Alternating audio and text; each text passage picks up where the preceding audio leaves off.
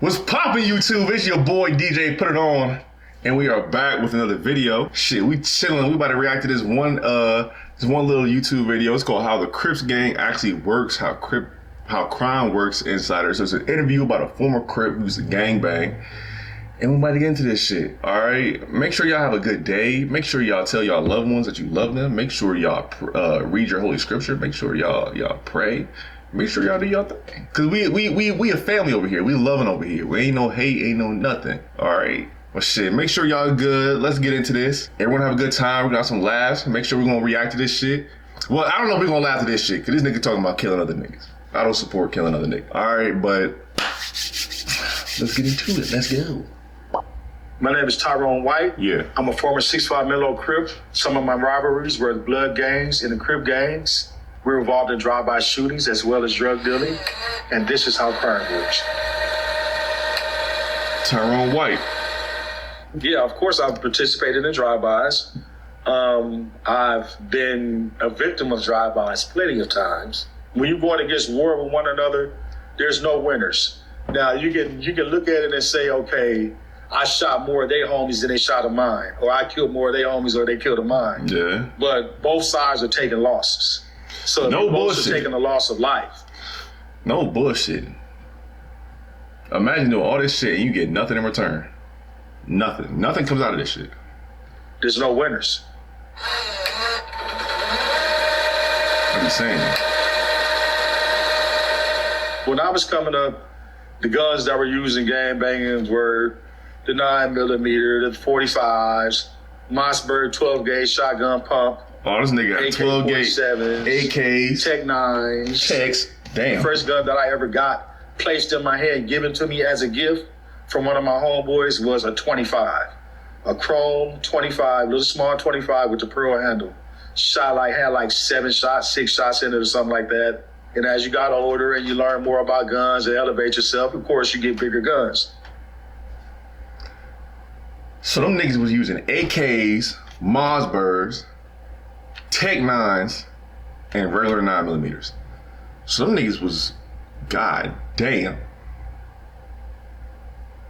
I would show y'all some of my shit, but I'm not trying to get, I don't know too many guidelines. I'm sure you can show guns on YouTube. I be seeing hella guns on YouTube, but I'm just saying,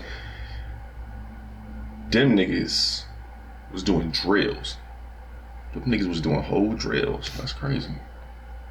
And hitting licks. Guns are sold on the street like dope is sold on the street.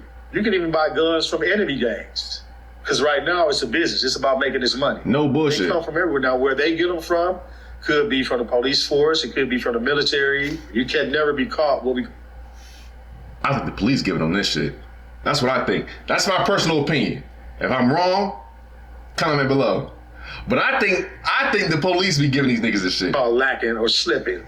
You gotta always be ready. You gotta have enough firepower. You are ready for war at all times. No bullshit. No. Oh my God, it's a whole fucking jump. Yada yada yada yada yada yada yada yada yada. We don't care about no damn ads. We don't care nothing about no ads. Fuck is you talking about? Fuck what you talking about? Fuck what you talking about? Fuck what you talking about? Fuck what you talking about? But no bullshit. I know every time I leave this crib, I got a strap on me.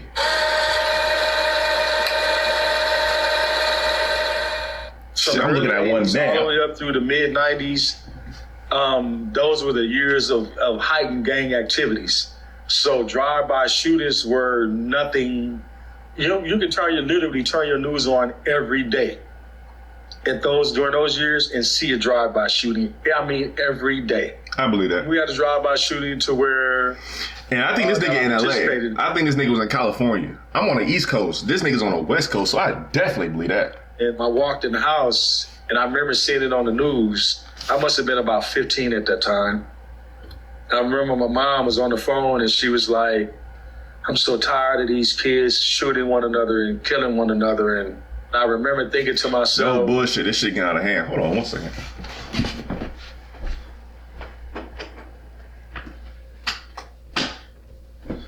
Oh, bullshit, can y'all see?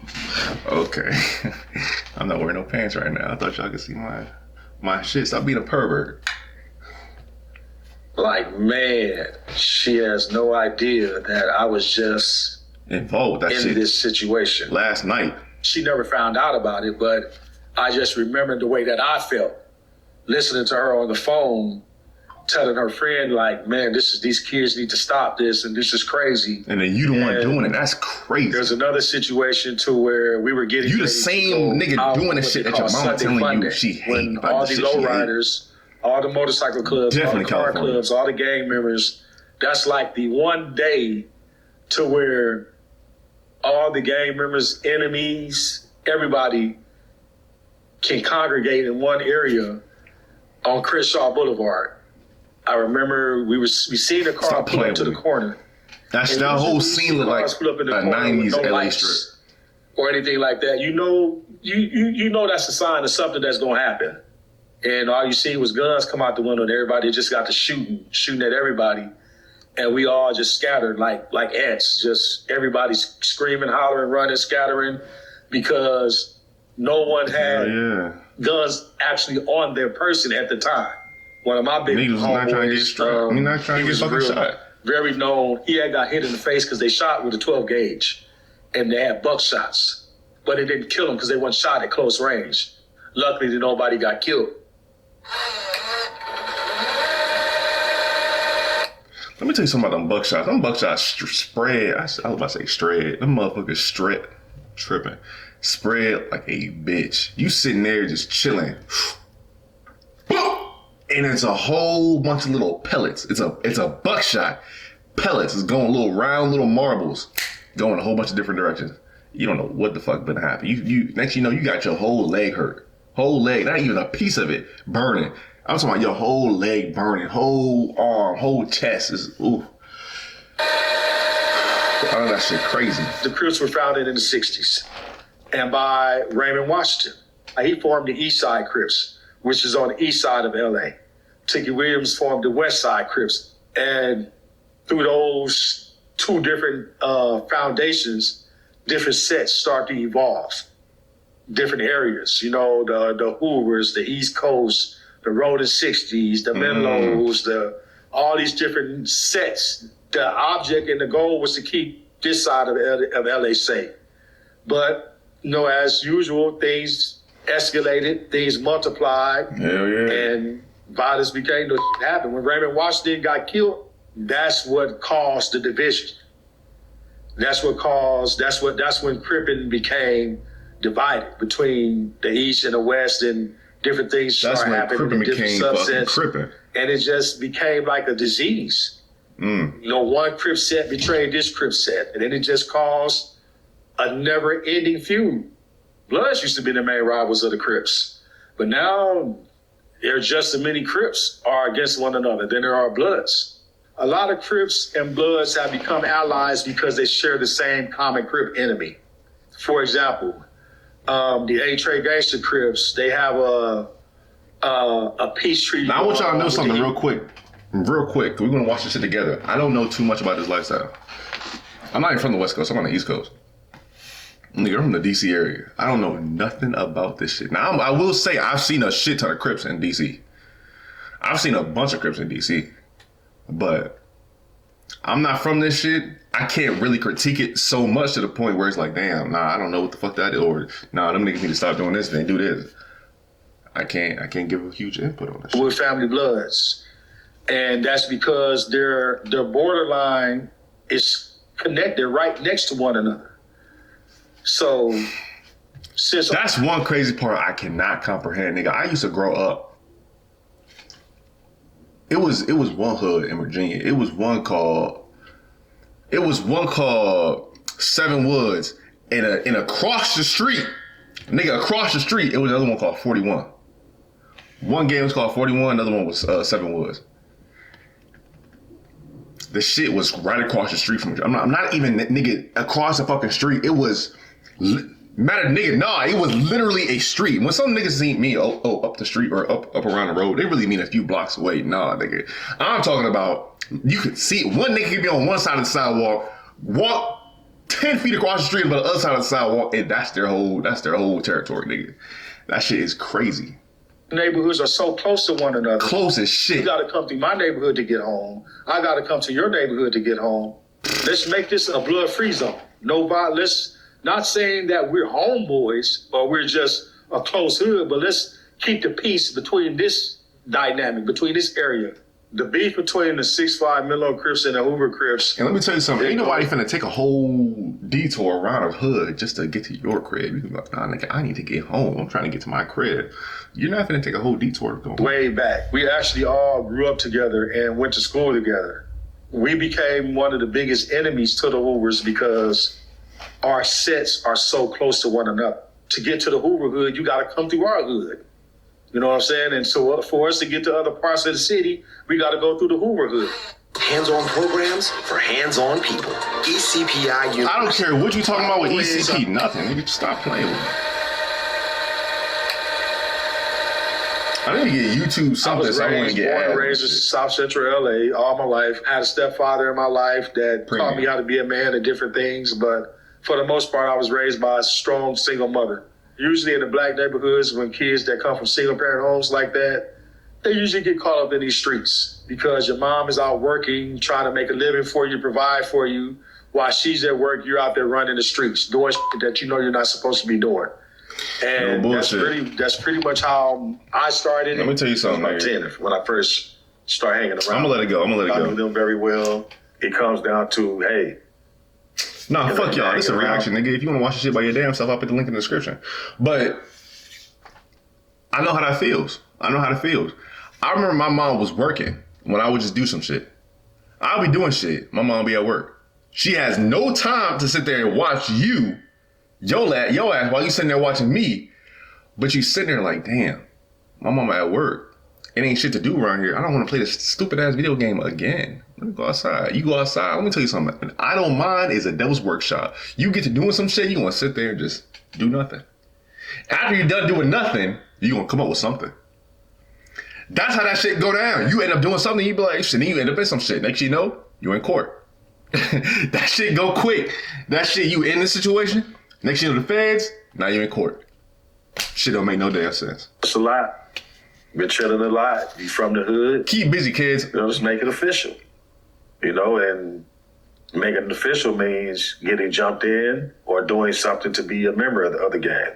Can be anything from you fighting one person, sometimes 4 or 5 persons. Damn. It's to see how you handle yourself. It's to see what type of skills you have. If you get into one of these type situations, you know, can you stand your ground and hold your own, whether you get beat up or not? You have to know how to fight back. You got to be a monster to be a member of any gang, but particularly the Crips, no bullshit. You better be a monster. Again, I'm not affiliated with no gangs. I've just seen shit. I'm not affiliated with these niggas. The word Crip was really originally meant community, resistance, and progress. It was a way to bring the community, to uplift the community, to protect the community. Of course, they took on a moniker and the appearance of a gang because, according to the dictionary, a group of 5 or more people is considered a gang.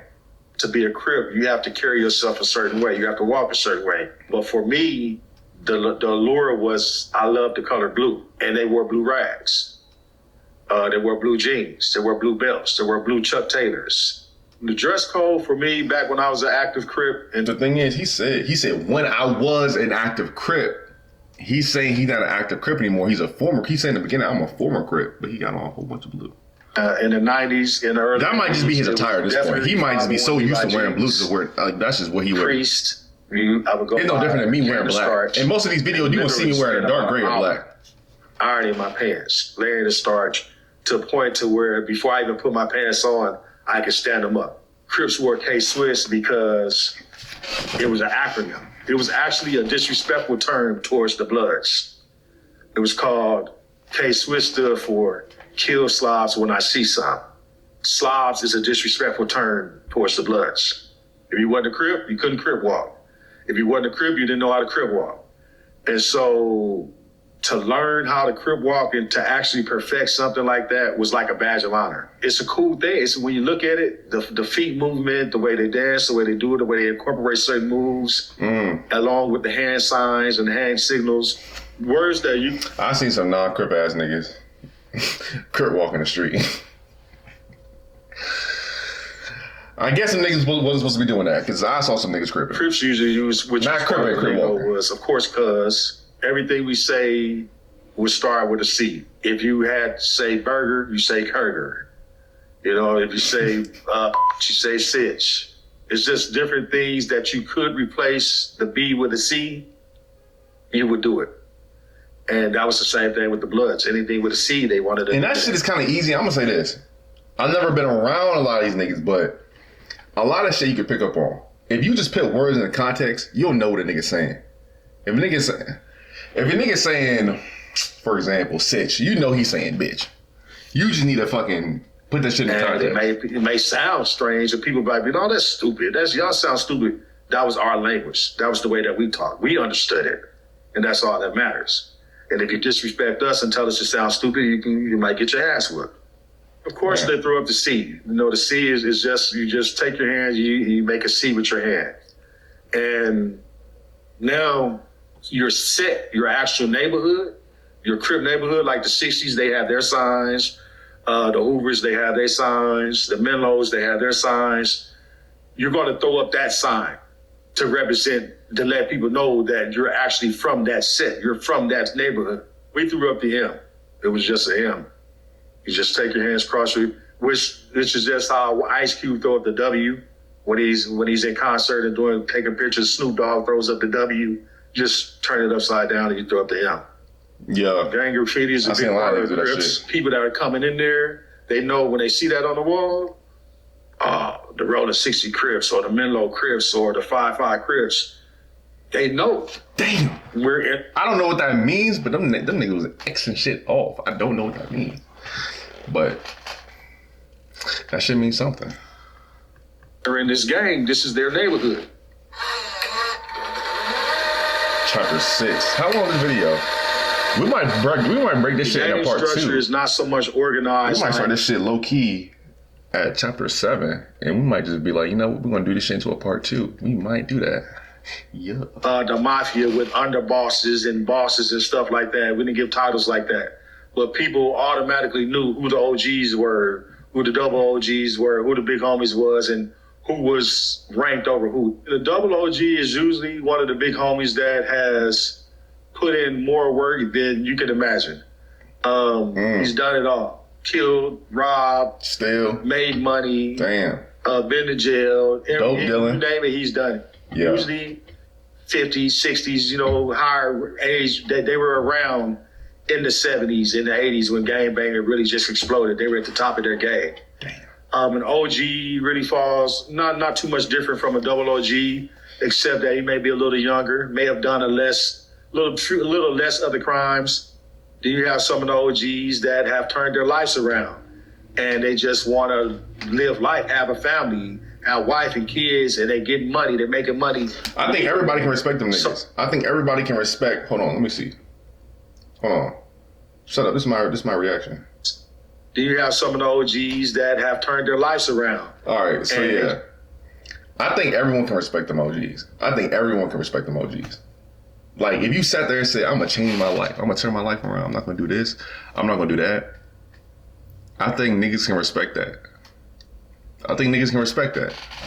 Be like, yo, I got a wife. I got kids. I got a job. I got my own business now. I got this and that going on. You only have one option, and that's really to respect that. You cannot respect that. I think everybody can respect that shit. I respect that shit. I can respect the nigga who can say, you know what, I'm not in that shit no more. And I'm just doing A, B, and C. Protecting and providing for my family. Make sure they straight. While I'm on the outside.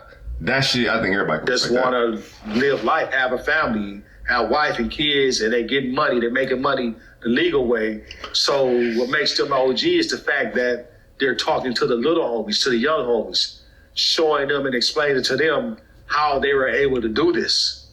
Street soldier is exactly what that sounds like. A street soldier is going to go out there and put in that work for the OG, for the double OG, for the little homies, or just for the set, period. A street soldier has no limits. He's going to go out there and do what he has to do, no matter what. The little homies are usually, of course, what they sound like. The little homies that's looking up to the big homies. They're going to imitate, they're going to copy everything that the big homies do. And if the big homies is constantly going to jail, robbing people, shooting people, killing people, the little homies gonna follow suit at some point. My main thing was always to look out for my big homie, whoever called me they big homie, and make sure that he was taken care of and vice versa, because he does the same for me. He don't have to, but he does.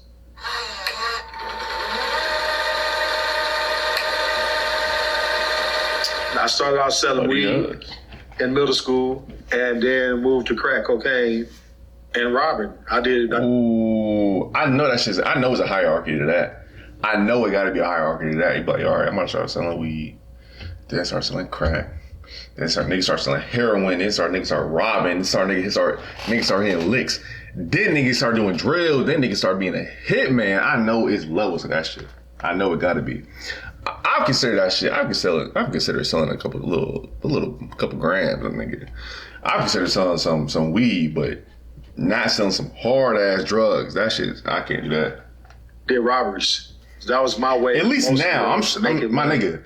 The laws is completely different than over there than it is now over here. You can legally sell weed here. I'm like, even before it was even legal in Virginia, I was still sitting there thinking, I'll sell some weed. So I thought about that shit. And keep the money in my pocket. The big homies had the big dough. No cap. One of my niggas, he sell weed. He get bread. To issue it out to the younger homies. They'll issue it down to the guys to the next level. And it was a way for everybody from the big homie, OG homies, all the way down to the homies in junior high school. A lot of people think this shit is all violence. Really, a lot of this shit is just about making money.